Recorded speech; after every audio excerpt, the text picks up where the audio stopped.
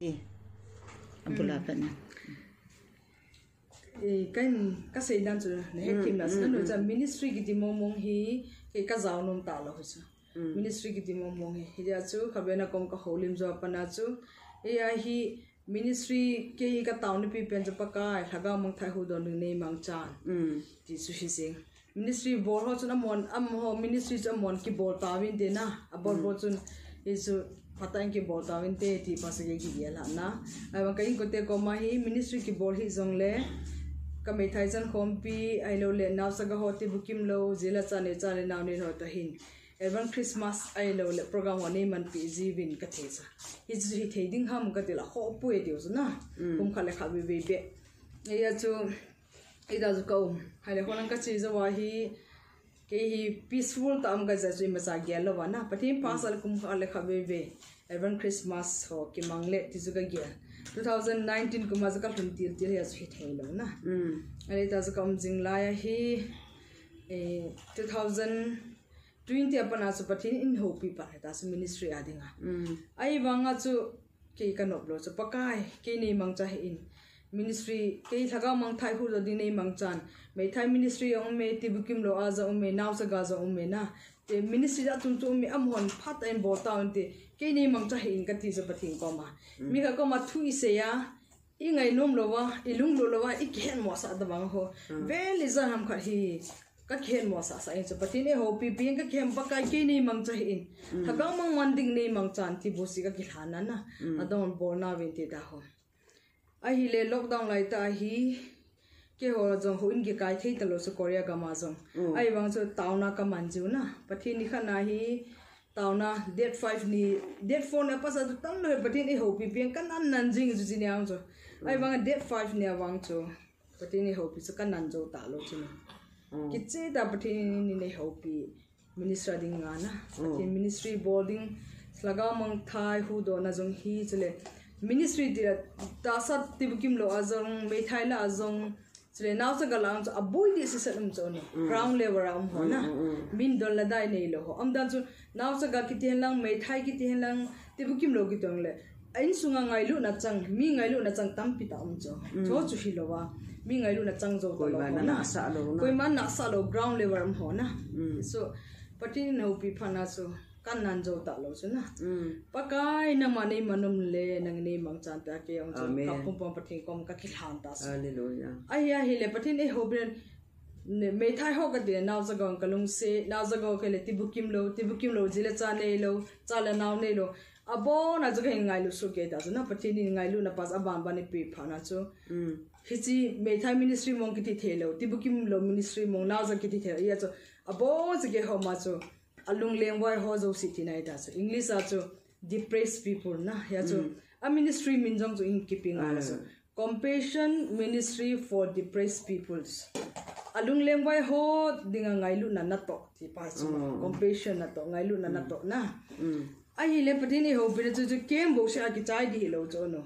to ka se bang ground level a ding suna ding hello ngailu na chango to ho dinga chu khunung tin le patim pasar home zo in ball pe dio ne la cha zo ap dio in ver ko dio na lai cho ti sang ge pathini hin mu sa chuna ale pakka ke ipi ka loading ham na min line khat bo se boy pe mai thaya ham ti bukim lo ham naw jagam bo o boy pi na amo zo ade banga tong zo lo ken hi chi ho si ipi ti ka to dham ka ti da zo na ipi ka ne sa ding ham pi ka don sa dham ti le pathini question e bona zo tu ni sang ge na wa hai koi ham amen ne la cha suna pa na pi ko za o pakai tu ni sang ga ei ba ne la cha sile chen suna pa e pi pakai nang na hi nang ma nei pi di hi pakai nei ngai da min nang man nang ma nei mang chan na de dang nei mang chan ke ma hana i ma tong zo pung ka te nang ma founder hung pangin nang ma sponsor hung pangin nang ma president hung pangin ka tia na patin ko ma ka khilha ne suna e chu hisapa na chu ai la patin in ho pi pe na chu practical hung ki panjing chu na a first pe na chu ama sa pe nang sa khaw na so de pathinin ke he na so na ke akko na ke kan ne chu mi dang to ne khom di king kan ne chu ka chan chu ke bo se ne di hello wa na khom ding a pathin pha sa so ala khana ga ge dang so to a cha nu khale cha pa ha ki ne so na no se la ne the pathin za la e pi so ai wa hi chi kan ne pen chu na ne pen chu nang ho nu za bo se lo mi dang to na ne khom de ti so patini ali che phana chu ke sponsor a bolu ban le classe ki man cha di neu neu a pi ona so abang loi ka loi te so ane khop ji lo so ti so ne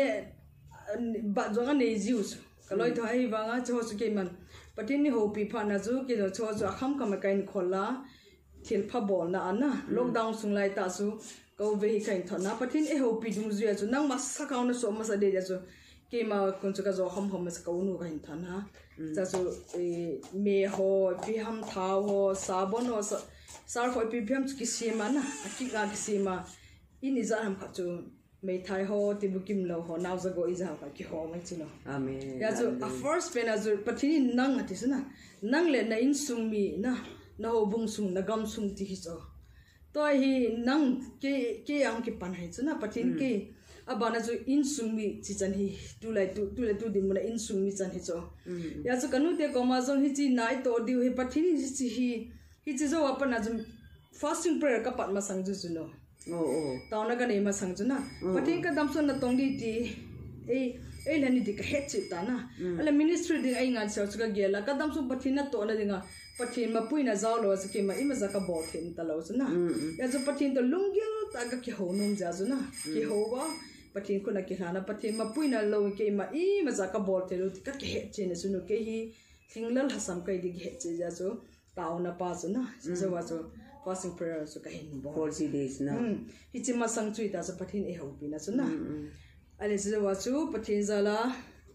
2020 a chu ka u te ho ko ma zo ngi ministry dinga patin e hopi masa ko na chu kumlun le program i mandi we ti so kana se pe ta so kanu te ho ko ma jong na ai le ji ju ji ki kala chu patin minister im hopi ki le a kumlun langa chu ko te ho ko ma jong ka se patin ta bang ke in ngan se ta in hopi ta na ya so patin nai to di ai wang chi ministry hi by fit ministry chu amen koi ma cha ko mai thum lo du na an chang be ka ding to pe program ka mandi ki ti lo di so iza kai boti patin hi na patin ko mai tawa patin ingai cha chu he chula e ma i thum sa min program manding a hin chini ke je kanung pangi ati lo an chang be kanung to ngi ati lo chu hoi zo so no e man ki chini pu pe ti sa nga chu na hi chi su hi lo di to a chu ti a chu patin chu i founder hi i president hi jing na patin ko mai taw diu patin in ade dan dan chu to ri ji chu hi a pi pen chu na no aya chu program ki mandi pha na kanu te ko ma jong ministry im dan chu ka sai chu chi patin in e ngan si naw chi hi ya chu program im mandi he ka ti la kanu te ho hi chi hum pangin ki ngai ta lo patin a ho pi na dung se an chang to the the hin to wa sun la pai to the na tha le sun to the to wa as amon ani hon pe wa a hin po wa na hita chu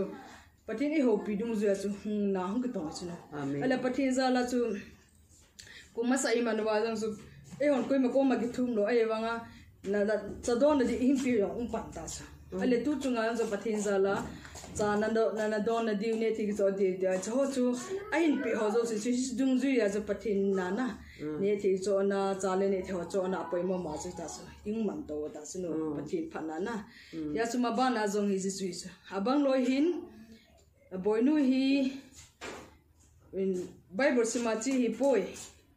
sumlo a chi hi ji ti bukim lo ho mina hi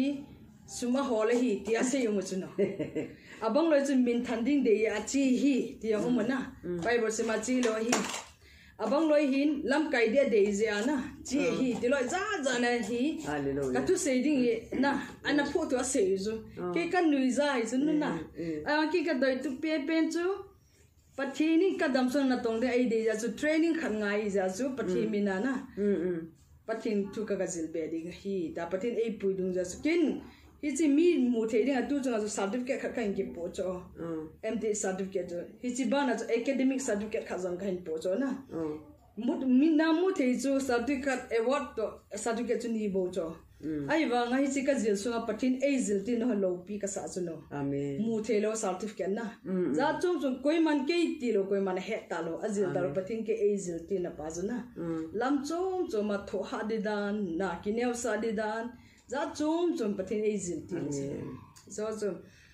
ke lo pi ka sa chu ai chu a ha he lo dan su na he no ai le ka ga na mun ita bang ham ita hi le Tuesday, Thursday, Saturday tao khom na kama noi sa.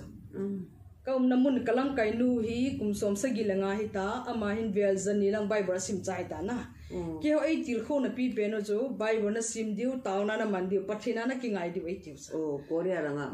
To Korea langa kan nu hi. Nan ta bang banga kan nu hi. Ya chu Korea lang kan nu chun pathina gin di pathina na ki ngai di amo jom by fit ministry ma ma chu. Ama ko mi ko ma thum lo na. Pathini ama ko ma azil sa nom je ai pui so ken kan hello wanga chu na. Ama jom by fit ministry run a ball chu na. Ama ta banga ju ge jom by fit ni heu na chi go ta.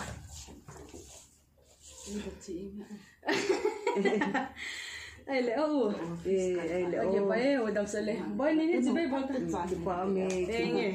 ana lungi mi ta o ke kam na cho ka tu no zo e ni jibe bol ta ba he ni ka tha ta ba na u fu ala wa a u yi football pe be a chi ai le o dam sale he e ka tu no lim ka thot di cho ana lungbong selin om ta ke kam na cho ale cha hi ta chu ke ho na mu na hi na na ke tong thai lo kalam kai nu na sei chu sumna ngai lu na pathina na to thai lo dio ya chu hilai mu na na mo chu na to no mo ile sumna lo no la mun chu ma chi win na mun chu ma ga muilang na ga tong pathina tong ni ki go hi wala 80 je ma chu ai ya chu ka na mun chu na ki to ki phal lo na mun nei sa lekha sim Bible sim tauna chu ja pi pen hi ai bang a he team lo chum boy nun sum a lo sum ho la chi bo we amo mina sum ho le 81 ne si jo pathin ka thangwa sa na nu ba a he lo je ya na opposite hi cho hi just in a than so ama ko langa pang ke langa panga mi cho bai ho hulim ka ama boy nu langa ho panga ke ni su ma ki chi ma he se ai le lam kai ni de na he di su ki cho ka gel lo ju na nu ai la ka gigel hana pa su ki patin ai koi na mu na su ka to de ka ti su na no kula ministry patin tong de pi wa su ki bi su su ka to lo di ka ti na am lo na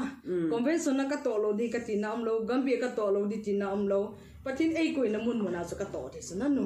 ai wa kin hi chi post ka de na su ka sim he lo pi su ka lunga ka gel lo ka ki pi na le ka ta na su pakai nang mana de bang nei mang san di suna patini convention na tong de pha sa ang le convention na ka to ding gambia jong na pha sa ka to din na aku ti lo wa hang pia tong de pha sa le patin ku ko na tong da ka gi gel ha suna no is tin his su hiya sisu ai le ta mth kain cha ya chu hung ki le di tam ta ka gel ta su aji chu ke masanga chu PhD sim de zo kalam kai de a chok nom lo ta so PhD ki chom ta lo de ain ti ale ke pha hong thing ta na si pha na he ka ta ba pakai a ban sim jom de pha ne sam ka ki pa da pa so ki jun I singa nga lai de PhD jan sim di ju na ka lung tu khali so ai wa nga ka ma sang mi za ba result about pha na so e long chu EPT de opportunities a ban sim lo jom lo de phai sa he dam ti jung ki gyal ta na ka ta wa pakai nang pha na sa le nama phasa sa he na simjom de phani sa yong le nama lampini gon pilang simjom lo de phani sa nama thu thu he na ministry in langa na tong nanang tong dinga phani sa ta ka ta kanu ko ma ka se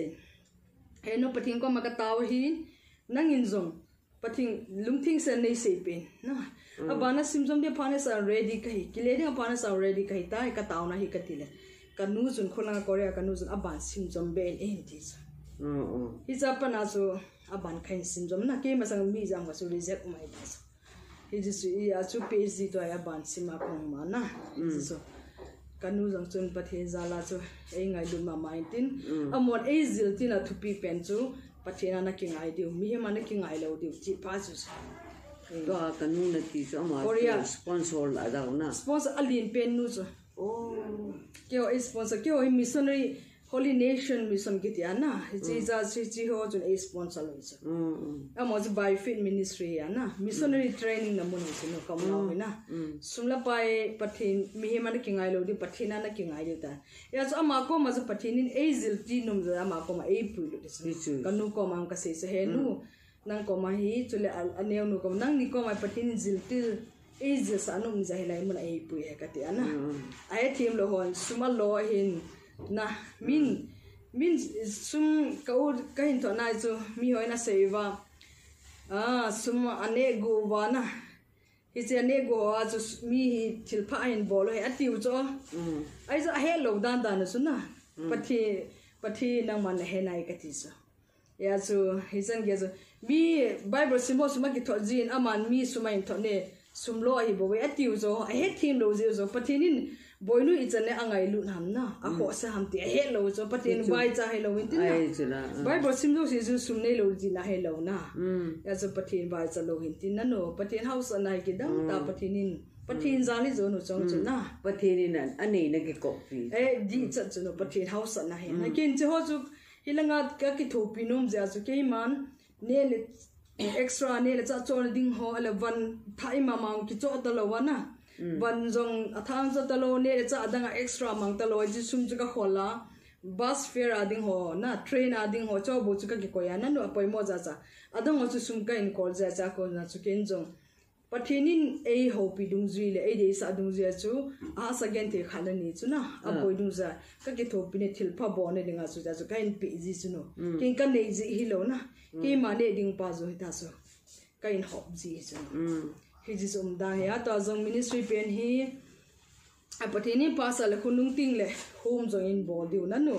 a sa gen ki tho pi ja chu talan hoi ta nei ho so talan dung zu training bo no I bol sa di am khunung ting a ki hin so na thei wa hi jong le phading na ji pi ham ti pa zo so by fit ministry ai banga pathin ko ma ki ngai diu na no mi ma hi lo aya tu in aza zanin kulanga sponsor mo hi aza sem jo pathin ka thangwa za yi sponsor jo pathin hi na mi ma lo he team lo je ya na no na tu na cha nu sang ta ai ge sa da no ta so ai ena ke lo wanga chuna sumi how mo nga sponsor how mo za board thei ta da nai ai se wa ta chunu ta izong le chu pathin ka thangwa he team lo je ya na no amo dinga dilo ta thu se la so dinga jong ka taw pi jing sunu he team lo je tin na ya chu ki kalung ne lo amon sumne go hi ti han lang na ministry ka zaw na yan lang gambian lang ho bunga hi jong le thau sun na dinga jong I liter kha jong ka za kha lo chuno pathin mina na ke ti ma zo aboi du je droga bol je ta zo pathin mina na pha ta ai wanga zo abulan zo sang som ni ne gu sang som thum sa sang som gu azo zo na cha la kha la ni la thum ne gu ai se zo pathin ka thang wa zo aji zo pathinin sumle pa iza ka se nam tha le jong iza ka se ma abon cha amu so ge opposite ai ya zo pathin ka thang wa zo agu ai mu pathin na tu hin a zo cái sumite ho jong na apun an ma jing zo aloi golo he ho jong hi jong pun hi win opposite hi pathin e he nai na pa kai su yong chu di lo ta themo na ne ro themo chan hi pathin min a tho hung ke pathin tho ha ding de them thu se ding de at se na phat de he ka te to ai se na phat he ta zo no thu ta hin phon do pha zo na It's masang ju tip bia mili puma ta na to ko pakai nang ine he nai na sumle pa iza ka se nam thale jung iza ka se na pakai nang ine he nai ase ke lu ngai da ni ka ka tin ko ma ka taw pi suna no ya chu kin iza ni se yong le ko all mo lo chu asi chu ke he je chong le chi ministry ki bol jong hi abang loi mi de na ki bol hi na